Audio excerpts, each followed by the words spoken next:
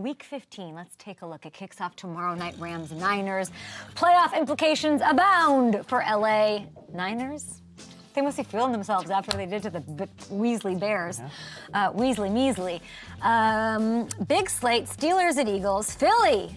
Deshaun Jackson on the show. So excited. This is a great show today. 5.5-point faves in that one. They can clinch the NFC East with the win.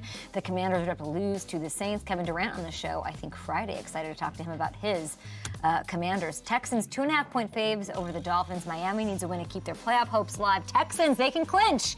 They play on Christmas Day. They can clinch the South if they win. And, there's an asterisk. Colts would have to lose to the Broncos for that to happen as well. Speaking of the Broncos, 3.5-point faves in that one. Interesting. Colts win. I like this. Coming off a bye, they're rested. You let Sean do his thing down there and wherever he's golfing, trying to come up with some crazy ways to put a halt to any business the Colts would want to have. Because if they won, it does keep them alive. He could shut the door on their playoff hopes and dreams. Yeah, things will heat up. Yeah, if the Broncos win that one, that wild card race is very close to over. Yeah. If the Colts win, it really does get interesting because the Dolphins come back and play then. They're still hanging on to some hope. The Colts obviously would be back in the mix too, so it gets interesting if the Colts win. I thought maybe you abandoned hope with the Dolphins as you were the editorial maestro of this program, and I texted Brian Danziger, a resident Dolphins fan, and I said, way to win, and I figured we'd have something about them before today. I mean, we focused on the Devontae part of things yesterday, but yeah, we got to give the Dolphins their credit at some point. I'm kidding. Okay, we've got a big show. Deshaun Jackson is here. We can talk all things wide receiver. We'll get to Debo. We'll get to maybe Devontae Adams, what the future looks like. I'd like to get his thoughts on the Lions. Lions versus Eagles, pros, cons, maybe get a little list there going. I also want to know, we had Aqib Talib, Super Bowl champion. He said the best receivers are Justin Jefferson, Jamar Chase. Was it flipped? No. Justin Jefferson, Jamar Chase. Doesn't even matter. 1 and 1A. He said George Pickens is the third best receiver in the National Football League. I'd like to hear what Djax has to say about that. Funny Marco is on the program as well. We're getting set for Week 15. I want to talk about a few things that I think we're not giving enough love to. We do this every Wednesday, and I want to start in the AFC. And let's pull up the odds on FanDuel Sportsbook here. If you look at the bottom of this list, plus 1,000, it's the Pittsburgh Steelers. Not a sleeper team, highest floor in the business. They are tied with the Texans for the 4th longest odds. And their odds are more than twice as long as Baltimore's, even though they have a 2-game lead on the Ravens in the AFC North. I think it's fair to say we're underreacting to the Steelers as the best pick if you're picking an AFC team outside of the Chiefs.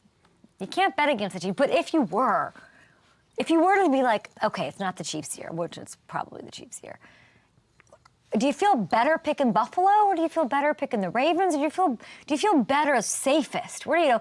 I'm at a point in my life, I'm listening to Christmas jazz in front of the fireplace. I'm no longer like out till 3 a.m. swinging from chandeliers. I sort of want the safe, secure pick, and that is this team. It doesn't make them not sexy, but they aren't sexy in the way the other ones are, with the high ceiling that people get excited about. Sure, Buffalo can drop 40 on you any given moment. It's exciting, it's sexy, it's a motorcycle ride, okay, in the rain with a guy. I get it. Trust me, I get it. The Ravens, they've got the 2 of the most exciting players in the game, always keeping you on your toes, sweeping you off for a weekend to Italy and back in the same swoop. I get it. The penthouse at the Ritz in Paris. I get it.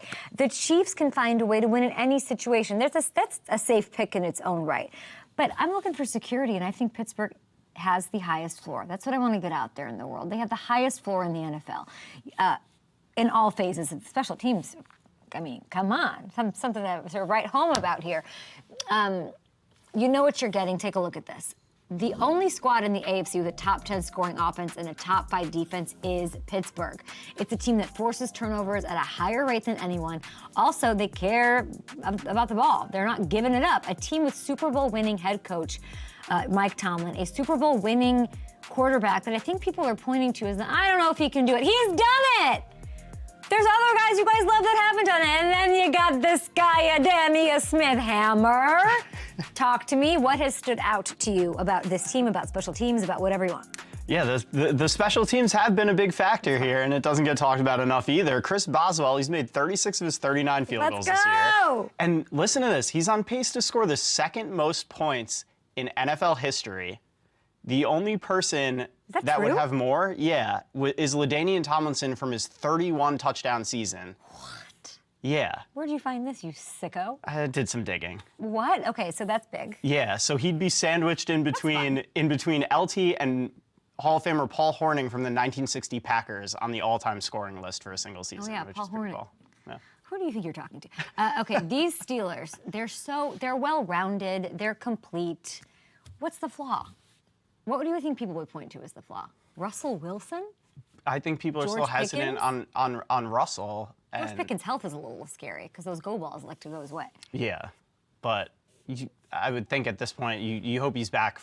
As long as he's back in shape for the playoffs. I think people are still hesitant on Russell, but he's given them no reason to be this year. He's looked awesome. Their defense is so good. If you look at, you're thinking of the other contenders. Like Ravens haven't really found the rhythm, even though they have what it takes. They can definitely turn it on.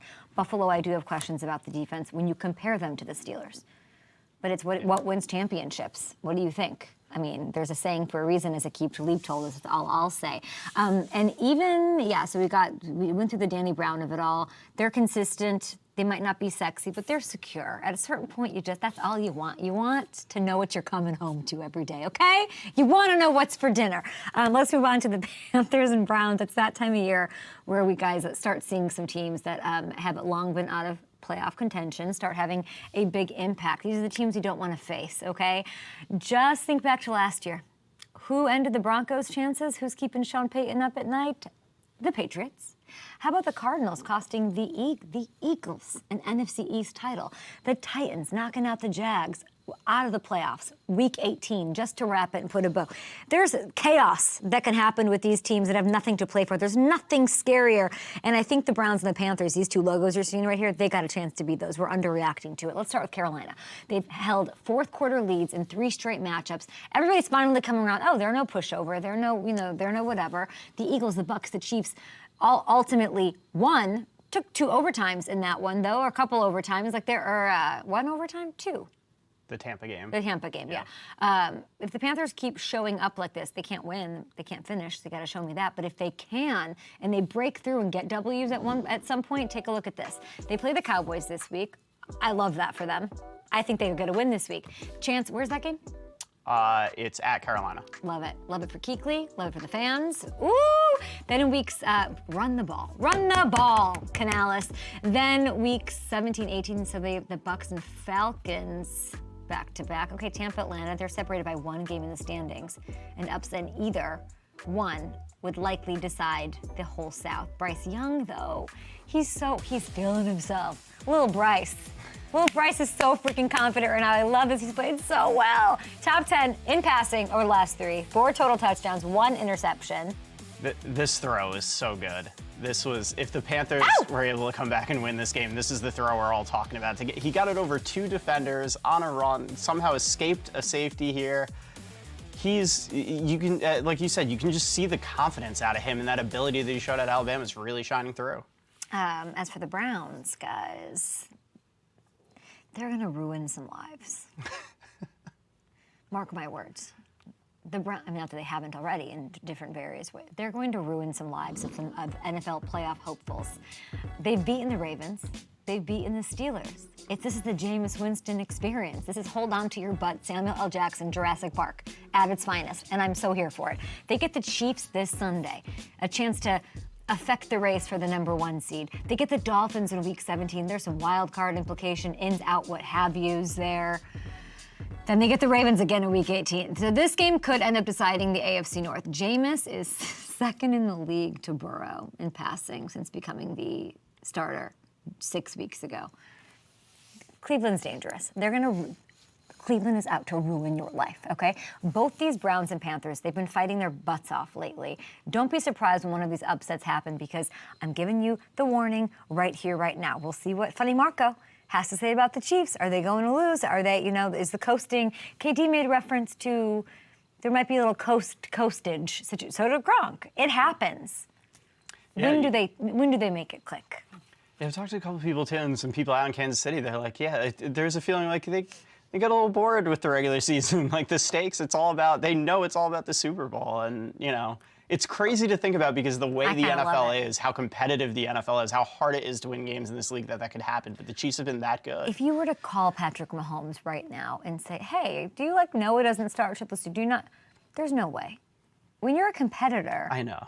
I actually don't buy that. When you're a competitor, I don't know, but like higher competition's always going to squeeze you. Yeah. You know, you're here and I'm on my best freaking behavior because you're not in New York on a Zoom and I'm like, I got to be, I got to wear pink. I got to figure it out. No, you know what I'm saying? Yeah. Like iron sharpens iron, the whole thing. I get it.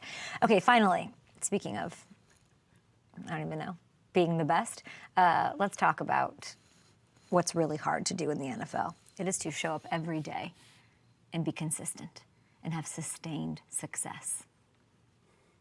Look at this guy. Love him. Everyone knows I love him. We love the Mike Evans. We need the 11th straight season of 1,000 yards.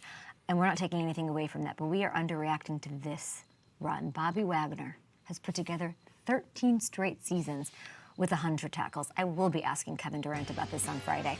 That is the longest streak to start a career in NFL history. He's had one season where he's missed an extended stretch with injuries back in 2014. He still hit that mark in 11 games. 11 games, people! This is the Ariana Grande, yes! From Wicked. Give me some context here. And that consistency is so crazy when you think about how physical that position is. You're taking contact every single play. And he is Quietly. It's nuts, and he's now tied with Ray Lewis for the second most 100 tackle seasons of all time with those 13. He is one season away from tying London Fletcher for the most in NFL history, and Is that true? if he plays a couple more years, he's 250 tackles away from Ray Lewis for the most all time. So if he plays another couple of years, he's I don't know, going to what have a is great with the shot at ifs that. and the couple? I need him to play until my wheels come off, okay? Until the Botox doesn't work for me anymore, like you're still playing, okay? I cannot live in a world where, I don't want to live in a world where Bobby hangs it up. And Levant, I can't. That 2020, 2012 draft class? 2012, yeah. Demario Davis. I can't. I don't want to. I will get emotional. It'll be like when Phillip Rivers retired. Nope, can't do it. So beyond historical stuff, the impact he's had on this Commanders team, we got to give that a little love here. We're not really giving it enough love, I think. He's a big part of why they've gone from dead last in total defense to 12th. And it's not just what he can still do physically, which is why I think he can play as long as he wants. It's the leadership. It's crucial. Listen to DQ, and he's all about the values. Listen to what he said about Wagner's role in Washington after, getting out of that 3-game lull that they had. Bobby was the catalyst at the very beginning of the week and talking to his teammates, which he doesn't do very often. So for him, I knew there was something there that he wanted to share. It just carries more weight when it comes from somebody that has done that at that level. And I thought he was the one that set this week off and set it in motion. Okay, I loved hearing that. He's the catalyst. He's goated. If that all carries over against the Saints on Sunday, we talked about this a little earlier, Commanders lock up their first winning season since 2015. Hopefully we have Deshaun Jackson to help break down the NFC East and let's figure out the Eagles. Is there trouble with the Eagles? I know Eagles fans don't want to hear it. Don't create drama. Well, they're talking to the media. Let's figure it out. Eagles, let's get to the Super Bowl and get it done. We got funny Marco on the program as well. I'm very excited. Very excited. Very excited. What? Oh, wow.